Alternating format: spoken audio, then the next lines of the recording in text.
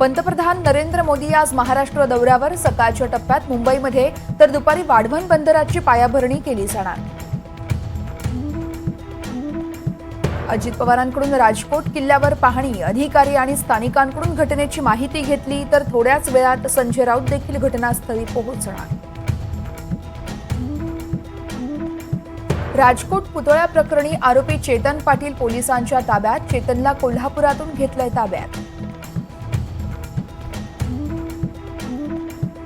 कॅबिनेटला मांडीला मांडी लावून बसत असलो तरी बाहेर आल्यावर उलट्या होतात। तानाजी सावंतांचं अजित पवारांबद्दल वक्तव्य, महायुतीत वाद। मुंबईतले टायगर मेमनच्या कुटुंबियांचे 3ही फ्लॅट केंद्र सरकारला सुपूर्द करा। स्पेशल टाडा कोर्टाचा निर्णय। मेमननं बेकायदेशीरपणे फ्लॅट लाटल्याचाही निर्वाळा। कोल्हापूरमध्ये कारनं एकाला उडवलं, भीषण अपघातात। सीसीटीव्ही कॅमेऱ्यामध्ये हा अपघात कैद, तर अपघातग्रस्त गंभीर जखमी असल्याची माहिती। अमरावती जिल्ह्यातील 7 लाख हेक्टरवरील पिकं रोगांच्या विळख्यात। सोयाबीन, कपाशी, तूर आणि संत्र्यावर देखील रोगराई।